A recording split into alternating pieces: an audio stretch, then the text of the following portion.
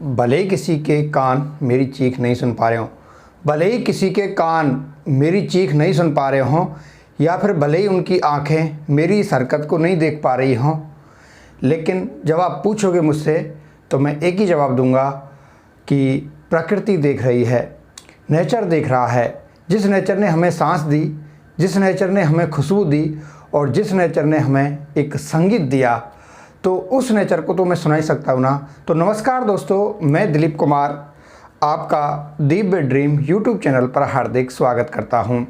देखिए दोस्तों, हम फिर हाजिर हुए हैं एक नए टॉपिक के साथ। एक लहूलुहान वीडियो आपके सामने पेश कर रहा हूँ, बस वीडियो के साथ बने रहना। देखिए दोस्तों, मैं 2 दिन से वीडियो नहीं डाल पा रहा था।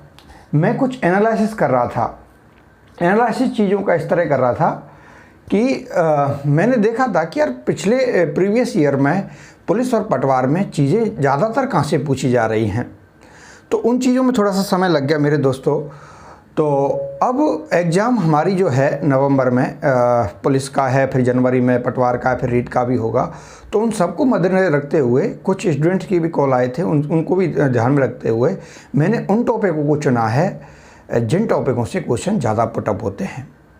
तो सबसे पहले अपन उन चीज़ों की ही बात करेंगे।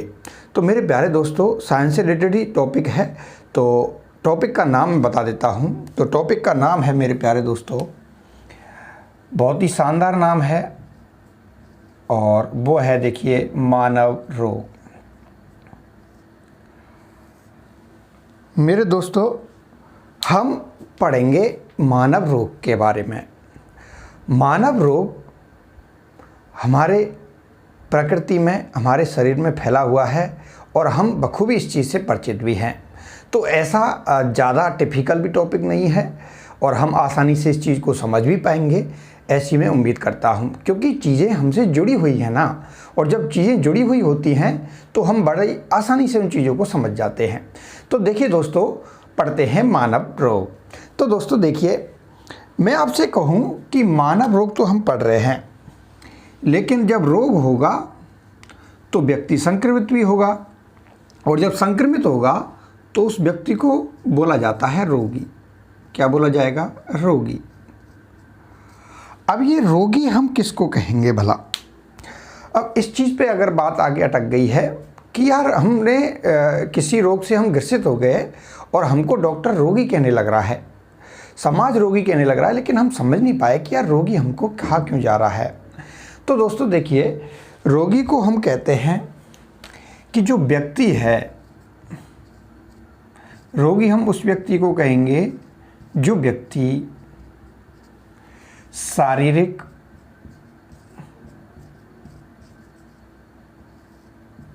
मानसिक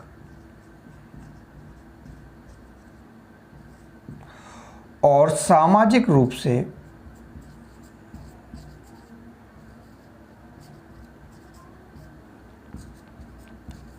अस्वस्थ हो।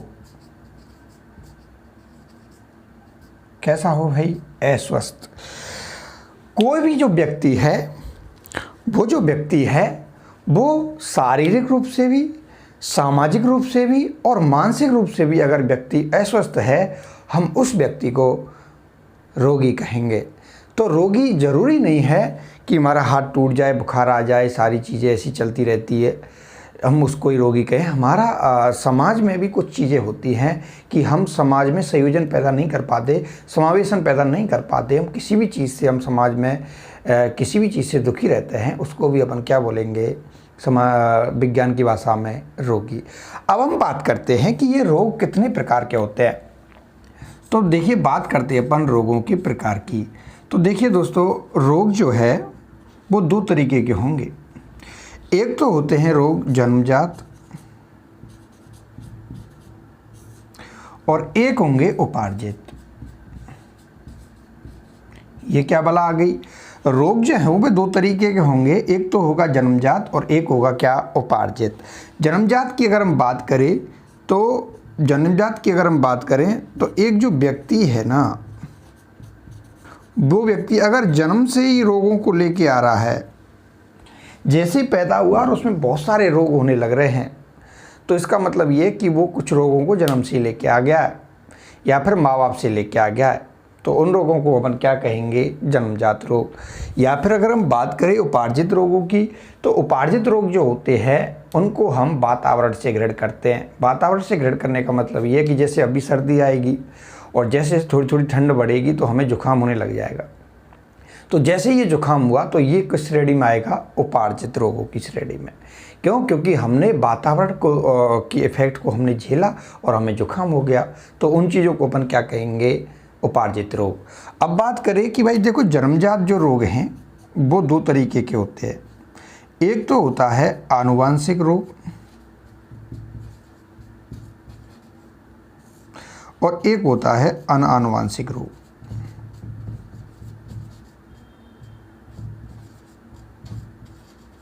अब ये क्या होता है, आनुवांशिक रोग और अनुवांशिक रोग जन्मजात तो होते ही हैं दोनों, ये तो हमें पता है कि जन्म से ही पैदा होंगे और माँ बाप से आएंगे।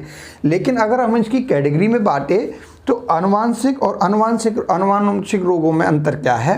तो आनुवांशिक रोग जो होते हैं वो हम जन्म से ही ग्रहण करते हैं या फिर माँ बाप से हमारे अंदर आ गए, और उन रोगों को अगर हम अगली पीढ़ी में भी लेके जा रहे हैं। कहने का क्या मतलब है कि अगर मेरा कोई रोग है, माँ बाप से आया, और मेरा जो रोग है मैं मेरे बच्चे में भी अगर पैदा कर देता हूँ या फिर उस बच्चे में भी वो रोग दिख जाए, तो उन रोगों को कहेंगे अपन आनुवांशिक रोग। और अगर हम बात करें कि अनानुवांशिक रोग क्या होते हैं, ये रोग आएंगे तो माँ बाप से ही हम में हैं, लेकिन मैं उन रोगों को आगे की पीढ़ी में संचारित नहीं कर पा रहा हूँ या फिर आगे की पीढ़ी मेरे उस रोग से ग्रसित नहीं हो रही है, उन रोगों को अपन क्या कहेंगे, अनानुवांशिक रोग। अब बात करते हैं अपन उपार्जित रोगों की। ये रोग भी दो तरीके के होंगे, एक तो होगा संक्रामक रोग और एक होगा मेरे भाइयों असंक्रामक रोग।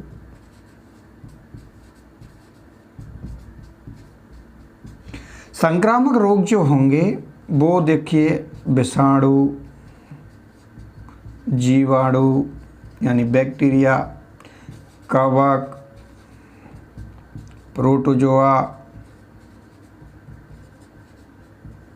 या फिर हेलमिंथीज, इन सब कारणों से होंगे। यानी कि क्या, कि जो वातावरण में उपस्थित है, जैसे विषाणु, जीवाणु, कवक, प्रोटोजोआ, हेलमिंथीज, इन सब से जो रोग होंगे वो संक्रामक रोग होंगे। या फिर अगर हम बात करें कि भाई असंक्रामक रोग क्या हो सकता है, तो असंक्रामक रोग की श्रेणी में आएगा एक तो कैंसर, सबसे भयानक रोग है, इसको बड़े अच्छे से पढ़ेंगे अपन।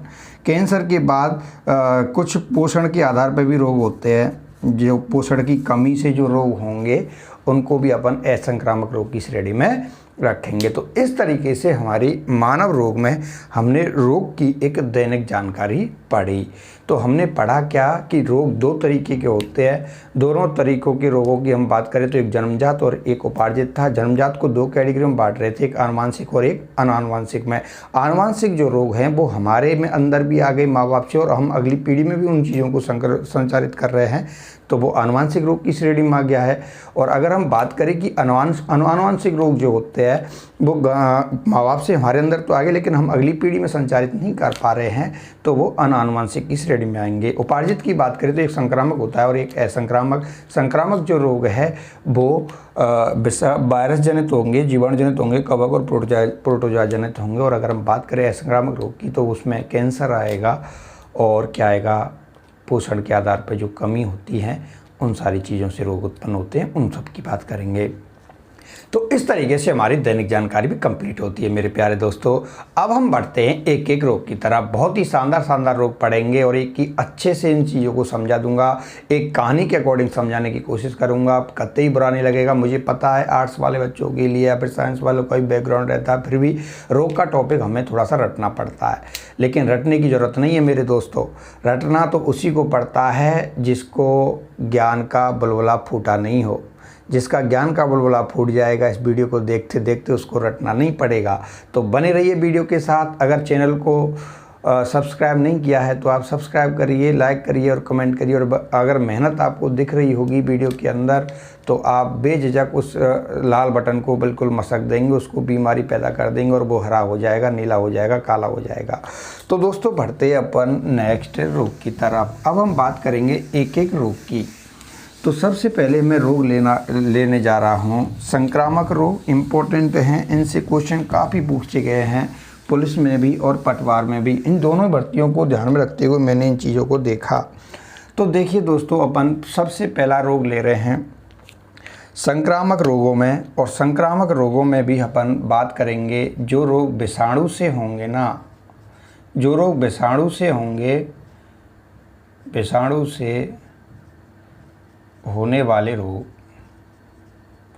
यानी वायरस से जो रोग फैलेंगे अपन उसकी बात करेंगे। वायरस से जो रोग उत्पन्न होंगे वो संक्रामक रोग की श्रेणी में आने लग रहे थे। और संक्रामक रोग की श्रेणी में जो रोग आ रहे थे उसमें भी पहला रोग अपन पढ़ेंगे एड्स। क्या पढ़ेंगे मेरे भाइयों? एड्स। ये बहुत ही समाज विरोधी, समाज में जिसमें विरोध का अनुभव देखने को मिलता होगा। अगर इस रोग का नाम ले लेते हैं तो एड्स। और एड्स के नाम पे भी समाज के अंदर कुछ बुरी चुनौतियां भी सामने को मिलती है।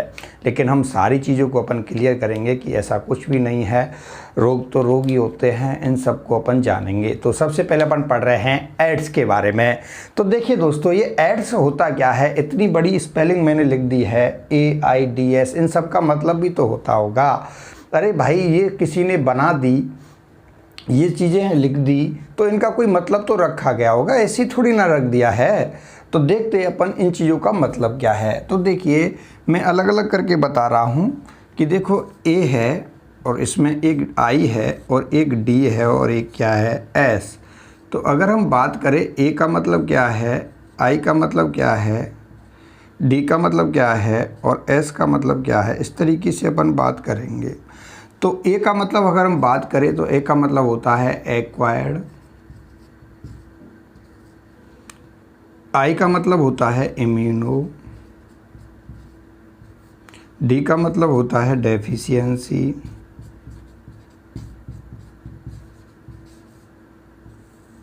और S का मतलब होता है सिंड्रोम। S का क्या मतलब होता है? सिंड्रोम।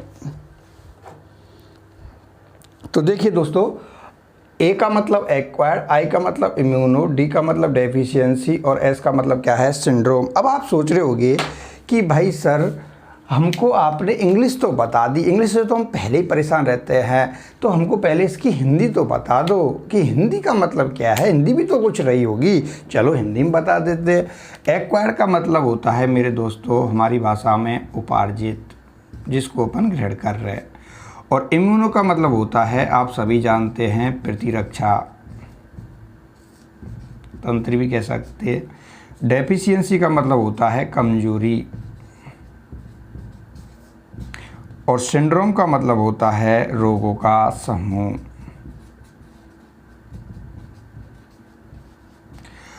एक्वायर्ड उपार्जित, इम्यूनो प्रतिरक्षा तंत्र, डेफिशिएंसी कमजोरी, सिंड्रोम रोगों का समूह। इस तरीके से इस एड्स का नामकरण हुआ।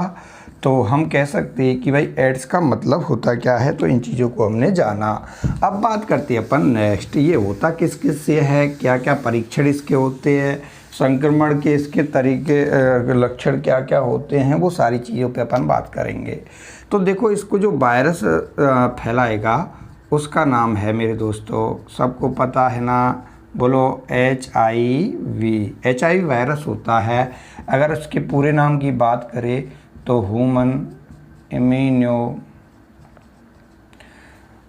वायरस, इसका तो पूरा नाम है। HIV वायरस जो होता है वो देखिए दोस्तों, एक रेट्रो वायरस की कैटेगरी में आता है। रेट्रो वायरस की कैटेगरी में HIV वायरस आएगा। और देखिए दोस्तों, ये जो रोग है ना, ये जो रोग है मैं आपको बता दूं, ये रोग मानव से मानव में नहीं फैला। शुरुआत भाई, किसी भी रोग की शुरुआत तो होती है ना। अब जैसे कोरोना वायरस चल रहा है तो इसकी शुरुआत कहीं ना कहीं से तो हुई थी। अब चीन से हुई, वुहान शहर से। क्यों हुई? क्योंकि वहाँ पे मांस की मंडियाँ हैं। पूरे विश्व की सबसे बड़ी मांस की मंडी वुहान में है, तो मांस से ये फैलता है। आपको सब पता है, चमगादड़ वगैरह से। इस पर भी अपन बात करेंगे। कोरोना का भी अलग से अपन वीडियो बनाएंगे, उसमें अपन इस चीज़ को और समझा देंगे बड़े अच्छे से। लेकिन अब हम बात कर रहे हैं अपन एड्स की। तो एड्स का जो वायरस है वो HIV है। HIV जो वायरस है वो रेट्रोवायरस की कैटेगरी में आता है। अब मैं बात कर रहा था कि ये जो रोग है इसकी शुरुआत तो कैसे हुई होगी ना। तो शुरुआत मेरे दोस्तों आदमी से आदमी कभी नहीं फैला, ये आदमी से आदमी कभी फैला ही नहीं। अरे फैला फिर कहाँ से है भाई? तो देखिए फैला कहाँ से है। देखो एक अफ्रीका देश है, एक अफ्रीका महाद्वीप है, उसमें बहुत सारे देश हैं। तो अफ्रीका महाद्वीप में देखो दोस्तों हरे बंदर पाए जाते हैं उनके जंगलों में, जिसको अपन कपी भी बोलते हैं। हरे बंदर या फिर कपी पाए जाते हैं अफ्रीका में। और हरे बंदरों में और इन कपियों में HIV वायरस मिलता है। क्या मिलता है? HIV virus. इन हरे बंदरों में और इन कपियों में HIV वायरस मिलता था अफ्रीका में। और अफ्रीका के जो लोग हैं ना, ये बहुत ही बुरे लोग हैं साहब। हमारे शहर में ये लोग होते ना, या फिर हमारे देश में ये लोग होते तो इनके लात दे के बाहर कर दिया जाता। क्यों? क्योंकि देखिए इनकी हरकत देखना, ये घटनाओं को अंजाम देते हैं लोग। देखो कैसे देंगे ये जो लोग हैं ना, ये लोग जो हैं, इनकी जो महिला हैं या फिर अपन कहे महिलाएं जो हैं, वो इन हरे बंदरों से संबंध बना लेती है। इन हरे बंदरों से संबंध बना लेती है ये महिलाएं। और ये महिलाएं यहाँ अफ्रीका की इन हरे बंदरों से जब संबंध बनाएंगी तो HIV वायरस इनमें दौड़ा चला आ जाएगा। और जब दौड़ा चला आया तो इनमें संक्रमण हो गया HIV वायरस का। और इनको क्या रोग हो गया? एड्स। अब धीरे धीरे धीरे धीरे करते करते ये सभी विश्व में फैल गया एड्स रोग। तो आपने देख लिया शुरुआत कहाँ से हुई थी, कितनी अच्छी तरीके से शुरुआत हुई है इस रोग की। देखना अभी तो आगे देखना होता है क्या। देखिए फिर हम बात करें भाई, ये अफ्रीका में पैदा हो गया है। लेकिन देखो ये जो HIV वायरस मैं आपको बता दूं, इसमें ना एक सबसे जो इम्पोर्टेंट जो इसको खतरनाक बनाता है इस रोग को, उसमें एक रिवर्स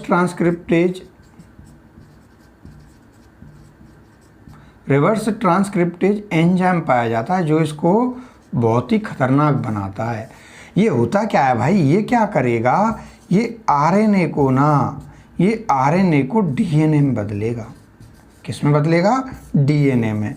RNA तो इसमें पहले से ही होता है HIV वायरस में। और HIV वायरस में जब RNA है ना, उसको DNA में बदल रहा है। किसकी मदद से? रिवर्स ट्रांसक्रिप्टेज की मदद से उसमें पाया जा रहा है। तो RNA से DNA में ये बदल पा रहा है, इसीलिए भयानक है। तो अब हम बात करते हैं दोस्तों कि ये रिवर्स ट्रांसक्रिप्टेज बॉडी के अंदर अगर ये HIV वायरस चला जाएगा तो होता क्या होगा भला हमारे शरीर के अंदर कि हम एड्स से ग्रसित हो जाते हैं। तो देखिए दोस्तों, अब बात करते हैं अपने कहानी की। अब कहानी को ध्यान से सुनना, मज़ा आ जाएगा, ये मान के चलिए। आप एक बार सुनिए, वीडियो के साथ बने रहिए, धैर्य से आप बिल्कुल सब चीज़ त्याग दीजिए। देखिए दोस्तों, मैं एक सिंपल खड़ा हूँ। अगर मेरे HIV वायरस अंदर जाता है, अंदर चला गया, HIV वायरस बैठ गया कहीं जाके, अच्छी सी जगह देख के बैठ गया। अब अच्छी जगह जैसे ही देख के बैठा तो इसने देखा कि यार लीवर के अंदर जो कूपर सेल्स होती है ना, कूपर सेल्स बड़ा नाच गाना कर रही है, उछल कूद कर रही है कूपर सेल्स। इसने देखा, इस वायरस ने देखा कि जो कूपर सेल्स है लीवर के अंदर वो उछल कूद करने लग रही है। और उछल कूद कर रही है तो इसका तो मूड खराब हो गया। अरे भाई ऐसे उछल कूद कर रही है ये, तो ऐसे तो मुझे भी करना है, इसकी तरह तो मैं भी उछलना कूदना जानता हूँ, तो मुझे भी उछलना कूदना है इस शरीर के अंदर। तो ये सोचता है कि यार मैं उछलना कूदना करूँगा तो कहीं ऐसा नहीं हो कि ये बॉडी मुझे मार दे। तो फिर ये दिमाग लगाता है। अब इसने दिमाग क्या लगाया? दिमाग इसने ये लगाया दोस्तों कि इसने क्या किया कि अपने बॉडी के अंदर RNA जो है उसको रिवर्स ट्रांसक्रिप्टेज एंजाइम के द्वारा उसको किस में बदल दिया?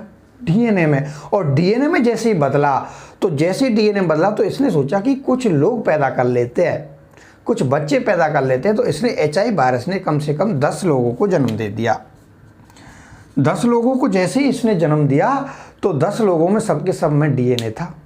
और जब DNA है तो उनको आदेश दिया गया उन बच्चों को कि आप जाओ। उन्हें 2-3 बच्चों को भेजा और कहा कि आप बॉडी के अंदर घूम के आओ कि आपको मिलता क्या क्या है, उन चीज़ों पे हम बात करेंगे। तो दोस्तों इसने 2-3 HIV वायरस को बॉडी में सैर करने के लिए भेज दिया। ये एंजॉय करते करते मस्तिष्क में जा रहे, कभी हार्ट में जा रहे, कभी पैरों में जा रहे, कभी हाथों में जा रहे, घूमते घामते जब शाम हो गई तो ये वापस HIV वायरस जो मैन था उसके पास आए और बोला उससे कि माँ हमें तो किसी ने कुछ नहीं कहा, हम तो बड़े आज़ाद रह के घूमे हैं, कोई दिक्कत नहीं आई, बहुत अच्छे अच्छे रास्ते, बड़ा अच्छा सा ब्लड सूंघने को मिला, खाने को मिला, हमें तो एंजॉय हुआ, बहुत मज़ा आ गया, आप भी चलना, कल हम चलेंगे आपके साथ। तो दोस्तों उसको पता चला HIV वायरस को कि यार हमें तो कोई रोकने वाला ही नहीं है, और जब रोकने वाला नहीं था तो उसने लाखों की संख्या में HIV वायरस पैदा कर दिए। और जब लाखों की संख्या में HIV वायरस पैदा हो गए तो हमारा जो ये मस्तिष्क है ना, इसको थोड़ी सी भनक लग गई कि यार कुछ विदेशी लोगों ने आक्रमण कर दिया है शरीर के अंदर। उसको तब पता चला कि जब लाखों लोग पैदा हो गए हैं HIV वायरस के, तब जाके उसको पता चल रहा है कि कुछ विदेशी लोगों ने आक्रमण कर दिया हमारे शरीर पे। और उन सब में क्या था, DNA, और उस DNA की वजह से हमारा मस्तिष्क जो है उसको पहचान नहीं पाया मेरे दोस्तों। और जब पहचान ही नहीं पाएगा तो कैसे एंटीबॉडी निर्माण करेगा उसके लिए? क्योंकि पहचान इसलिए नहीं पाया क्योंकि हमें भी DNA पाया जाता है और उसमें भी क्या DNA, दोनों ही मैच कर रहे हैं, तो इसलिए नहीं पहचान पाया। लेकिन जब लाखों की संख्या में हो गया तब जाके उसने पहचान की। अब दोस्तों जैसे ही मस्तिष्क को पता चला तो वो हाइपस ग्रंथि के पास गया जो रोगों से लड़ने की क्षमता प्रदान करती है। हाइपस ग्रंथि से बोला कि तू क्या कर रही है, सोती जा रही है, विदेशी लोग आ चुके हैं, ये तो हमको मार देंगे, क्या कर रही है तू, खड़ी हो जा। और जैसे ही वो खड़ी हुई तो उसने T हेल्पर सेल को भेजा। किसको भेजा? T हेल्पर सेल को भेजा। और T हेल्पर सेल से कहा गया दोस्तों, थाइमस ग्रंथि के द्वारा T हेल्पर सेल से ये कहा गया कि तू केवल और केवल वहाँ जाके उसके साथ एक सेल्फी ले आना। मतलब कहने का दोस्तों यही है कि सेल्फी लेने का मतलब है कि तू उनकी पहचान कर कि वो किस कैटेगरी से आए, किस देश से आए, उनके पास हथियार क्या क्या हैं, जिससे कि अपन उसी हिसाब से तैयार होके जाएंगे ना। तो T हेल्पर सेल्स एक गांव के जवान की तरह थी। जैसे हमारे देश में जवान नहीं होते, फौजी जो होते हैं वो कुछ कर गुजरने की वो रहती है, उसमें जुनून रहता है, तो ऐसे ही इसमें भी कर गुजरने का जुनून था। और उसने रास्ते में जाते जाते अपना मूड चेंज कर लिया। लानी तो सेल्फी थी लेकिन उसने कहा कि यार मैं अकेले ही निपटा दूंगी, उनको तो चिंता क्यों करता है यार, मस्तिष्क क्यों, थाइमस ग्रंथि परेशान हो रखी है तू, मैं जा रही हूँ ना तो मैं उन सबको मार दूंगी। तो इसने अपना व्यू जो है वो थॉट जो है उसने बदले और वहाँ पे जाके युद्ध करने लग गई उनसे HIV वायरस। और HIV वायरस जो है वो तो लाखों की संख्या में साथ आप इसको बटोर दिया, इसको बटोर दिया, ये मारी गई जेल में। तो जैसे ही मारी तो मस्तिष्क से पता चलता है, थाइमस ग्रंथि पता चलता है कि भाई हमारे लोग मारे जा रहे हैं। ये बार बारी से फिर T हेल्पर सेल्स भेजती रही, उनका मूड तो वही है, उनसे लड़ना और वहाँ जाके ख़त्म होना। तो ऐसे धीरे धीरे उसने मोनोसाइट्स भी भेजे, वो भी ख़त्म हो गए। और आखिरकार मेरे दोस्तों थाइमस ग्रंथि खुद जाके चल के देखती है, और वहाँ जाके थाइमस ग्रंथि देखती है ना तो वहाँ पे लाखों करोड़ों की संख्या में HIV वायरस उसको मिलते हैं। और जब इतनी संख्या में भीड़ भाड़ और खुद अकेला है तो उसको आखिरकार क्या करना पड़ता है? तो आखिरकार थाइमस ग्रंथि को आत्मसमर्पण करना पड़ा। आत्मसमर्पण करने का मतलब ये है कि उसने कह दिया कि भाई मैंने हथियार छोड़ दिए हैं, आप जो मेरे साथ कुछ करना चाहते हैं आप करिए, मैं कुछ नहीं कहने वाली। तो दोस्तों इसने जैसे ही आत्मसमर्पण किया तो जैसे मान के चलिए मेरे प्यारे दोस्तों, ये थाइमस ग्रंथि है, ये जो थाइमस ग्रंथि है इसके चारों ओर HIV वायरस ने घेरा डाल लिया। इसके चारों ओर HIV वायरस ने घेरा डाल लिया और ये घिर गई, बीच ही बीच में पड़ी है। अब दोस्तों जब ये गिर गई है तो इसका तो काम बंद, रोगों के प्रति एंटीबॉडी का निर्माण करना बिल्कुल फंसी पड़ी है। अब मान के चलिए इसी दौरान मान के चलिए व्यक्ति को हो जाता है मलेरिया। क्या हो जाता है? मलेरिया। एनीबॉडी, कोई भी बीमारी हो सकती है।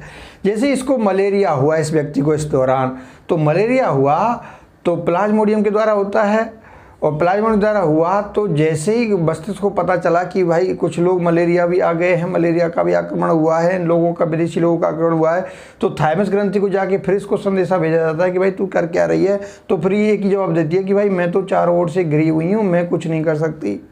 और जब ये कुछ करेगी नहीं तो रोगों से लड़ने के लिए तो एंटीबॉडी का निर्माण नहीं होगा, और एंटीबॉडी का जब निर्माण ही नहीं होगा तो इसके भी कुछ लोग अपनी संतति पैदा कर लेंगे प्लाज्मोडियम वाले, और ऐसे करते करते बहुत सारे रोगों से इसका शरीर ग्रसित हो जाता है और अंत में जाके व्यक्ति की क्या हो जाती है? मृत्यु। वो कहाँ चला जाता है, ऊपर वाले के पास। तो इस तरीके से हमने इस चीज़ को समझा और उम्मीद करता हूँ कि आपको ये चीज़ पसंद आई होगी। अब बात करते हैं अपन कुछ टेक्निकल बातों की जो क्वेश्चन पेपर में आती है। देखिए दोस्तों, हम बात कर रहे हैं एड्स की। तो इस तरीके से हमारा संक्रमण हुआ, रिवर्स ट्रांसक्रिप्टेड एंजाइम की वजह से ये आरएनए को डीएनए में बदल देता है। तो एड्स के बारे में हम बात कर रहे थे। अब देखिए इसके कुछ संक्रमण के तरीके हैं कि ये संक्रमण किस किस से होता है। तो संक्रमण के तरीके की बात करें कि भाई ये फैलेगा किस किस से, तो संक्रमण जो है वो देखिए सबसे पहले तो है कि संक्रमण सुई से फैलेगा। संक्रमण सुई से फैलेगा। दूसरी बात करें कि जो गर्भवती महिला है और अगर वो एड्स से ग्रसित है तो गर्भवती महिला से बच्चों में भी ये फैलेगा, गर्भवती महिला से बच्चों में। और अगर हम बात करें रुधिर आधान से भी फैलेगा। अगर हम ब्लड हैं, हम अगर ग्रसित हैं एड्स से तो रुधिर आधान से भी इसका संक्रमण हो जाता है। तो इस तरीके से संक्रमण सुई से भी होगा, गर्भवती महिला से भी होगा, बच्चों में रुधिर आदान से भी होगा। और एक इम्पोर्टेंट जो कारण है वो है देखो असुरक्षित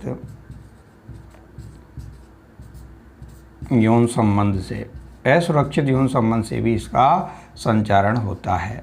तो इस तरीके से इसके संक्रमण के तरीके हैं। देखिए दोस्तों, कभी कभार क्या होता है, जैसे मैं मान के चलिए कि कोई व्यक्ति एड्स से रोगी है और उसको अगर समाज के अंदर इन भावनाओं से देखा जा रहा है तो वो क्या करता है, जब वो ज़्यादा ही परेशान हो जाता है ना तो वो अपने अंदर निडल घुसाता है और निडल घुसा के उसके दूसरे जो स्वस्थ व्यक्ति है उसके अंदर घुसा देता है, तो वो भी संक्रमण हो जाता है। तो इस तरीके से ये संक्रमण सुई से भी हो जाता है, आपको ध्यान रखना चाहिए। अब बात करें अपन कि भाई अगर रोग हो गया है, हमें तरीके भी पता चल गए हैं, तो इसका इलाज भी तो होगा। तो इलाज की अगर हम बात करें तो इलाज हम देखते हैं कि इसका मतलब इसके जो परीक्षण हैं जिसके हम बारे में हमें पता चलेगा कि ये परीक्षण किस किस के द्वारा होता है। तो एक तो होता है, आपको सबको पता है, एलिसा जांच। एलिसा की बात करें तो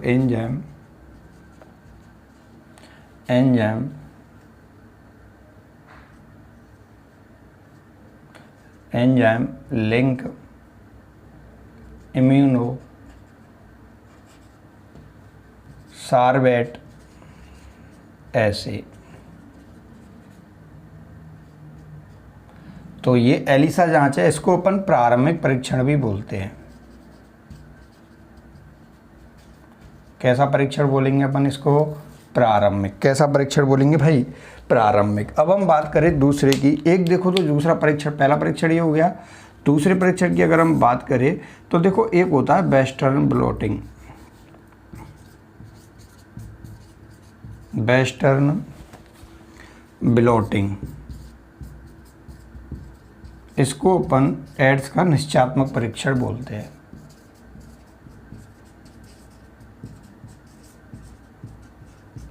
और अगर हम बात करें तीसरा जो आधुनिक परीक्षण होता है वो सबसे ज़्यादा जो चलता है वो है पीसीआर, ये पूछा जाता है। तो पीसीआर को अगर हम बात करें, पॉलीमरेज चेन रिएक्शन, ये जो है वो आधुनिक परीक्षण है। यहाँ से क्वेश्चन पूछे जाते हैं भाई, सब चीज़ इंपॉर्टेंट चल रही हैं। आधुनिक परीक्षण तो सबसे पहला एलिसा एंजाइम लिंक इम्यूनोसार्वेट ऐसे प्रारंभिक परीक्षण बोलेंगे अपन। और दूसरा है वेस्टर्न ब्लॉटिंग जिसको निश्चयात्मक परीक्षण बोल रहे हैं। और तीसरा है पीसीआर पॉलीमरेज चेन रिएक्शन आधुनिक परीक्षण इसको बोला जाता है। ज़्यादातर इसकी वजह से ही इन चीज़ों को पता लगता है कि एड्स हुआ है कि नहीं हुआ। तो इस तरीके से हमें परीक्षण पता चले। अब बात करती है अपन नेक्स्ट। अब देखो इसके लिए कुछ दवाइयाँ आती हैं भाई, मार्केट के अंदर इसके लिए कुछ दवाइयाँ आती हैं। देखो दवाई के बारे में भी देख लेते हैं कि भाई देखो इसकी जो दवाई है ना, दवाई की बात करें तो एक तो होता है एजाट, कुछ दवाई मैं लिख देता हूँ। एक लिबुडिन भी होती है, एक इंटरफेरोन भी होती है। इस तरीके से कुछ दवाइयाँ एजाट, लिबुडिन, इंटरफेरोन, इन तरीके से इन चीज़ों को हटाया जाता है। तो दवाई हो गई। अब बात करते हैं अपन नेक्स्ट। देखो कुछ बेसिक जानकारी और बता दूं कि देखिए एड्स जो दिवस है ये भी पूछा जाता है, पेपर में आती है कि भाई एड्स दिवस जो है, एक तो होता है एड्स दिवस जो मनाया जाएगा 1 दिसंबर को, ये पूछा जाता है भाई 1 दिसंबर को। और हम बात करें कि भाई देखो एड्स का पहला रोगी भारत में मिला था चेन्नई में। कहाँ मिला था? चेन्नई में। ये भी पूछा जाता है कि एड्स का पहला रोगी कहाँ मिला था भारत में, तो चेन्नई में। और अगर हम राजस्थान की बात करें तो राजस्थान में मिला था पुष्कर, और पुष्कर भी कहाँ पे है? अजमेर। ठीक है दोस्तों, तो इस तरीके से हमारा एड्स रोग कंप्लीट होता है। उम्मीद करता हूँ आपको पसंद आया होगा। अब हम बढ़ते हैं विषाणु जनित रोगों में नेक्स्ट रोग की। तो अब देखिए दूसरा रोग जो है उस पर बात कर लेते हैं अपन। 2 ही रोग कराऊंगा मैं, फिर आगे की बात अपन कल करेंगे। तो देखिए दोस्तों, एक रोग और करा देता हूँ, उसका नाम है देखो हेपेटाइटिस। हेपेटाइटिस जो है उसका जो वायरस है, देखना ध्यान से, थोड़ा जल्दी कर रहा हूँ, उसका नाम है हेपेना वायरस। हेपेना वायरस से ये रोग फैलेगा। कौन सा? हेपेटाइटिस। हेपेटाइटिस जो होता है वो 5 प्रकार का होगा, और वो 5 प्रकार कौन कौन से हैं देखिए ज़रा। एक तो होता है HA, HB, HC, HD और HE। 5 प्रकार होते हैं हेपेटाइटिस के, जिनमें से HA, HB, HC, HD और HE। HA को फैलाएगा HA को फैलाएगा HAV, HB को फैलाएगा HBV, HC को फैलाएगा HCV, HD को फैलाएगा HDV और HE को फैलाएगा HEB। तो इस तरीके से ये इसकी क्या हो गए हैं? वायरस। सबसे जो घातक हेपेटाइटिस होता है मेरे दोस्तों, वो होता है B और C। ध्यान रखना, ये पूछा जाता है कि सबसे घातक कैटेगरी के कौन कौन से हेपेटाइटिस होते हैं, तो कौन से होंगे भाई? B और C। हेपेटाइटिस की बात करें तो B और C जो होते हैं वो सबसे ज़्यादा घातक होते हैं। तो ध्यान रखिए, HA, HB, HC, HD और HE, HAV, HBV, HCV, HDV और HEV। इस तरीके से इन लोगों को 5 भागों में बांटा। हेपेटाइटिस के प्रकार हो गए हैं। हेपेना वायरस से होगा, ये ध्यान रखने की बात है। अगर हम बात करें नेक्स्ट कि भाई इसके कुछ लक्षण होंगे कि भाई हेपेटाइटिस जो है उसके जो लक्षण क्या हो सकते हैं, तो देखो एक तो तेज़ बुखार आएगा, तेज बुखार आएगा,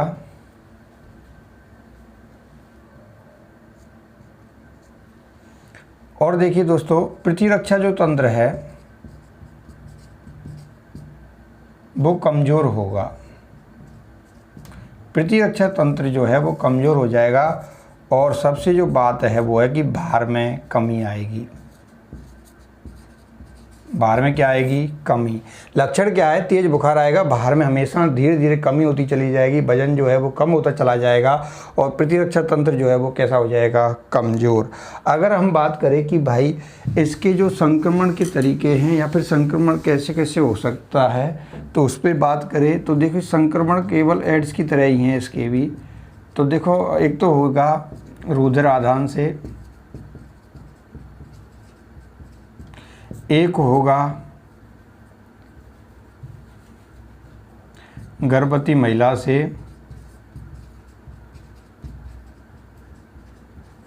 बच्चों में, और एक होगा संक्रमित सुई से। संक्रमित सुई से होगा, गर्भवती महिला से होगा, रुधिर आदान से होगा। तो इस तरीके से इसके संक्रमण कार होते हैं। देखो दोस्तों, इस हेपेटाइटिस के अंदर देखो इंपॉर्टेंट चीज़ बता रहा हूँ, इस हेपेटाइटिस के अंदर जो सबसे ज़्यादा प्रभावित होता है वो देखो यकृत होता है। यकृत का काम होता है कि जो रक्तस्राव है,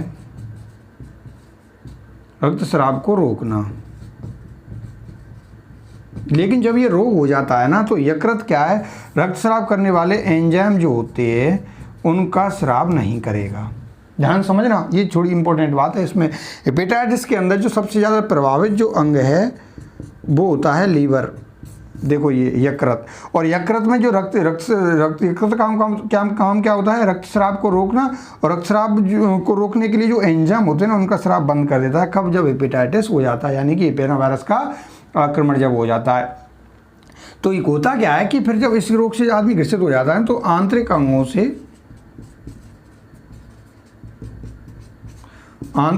से रक्तस्राव होता रहता है।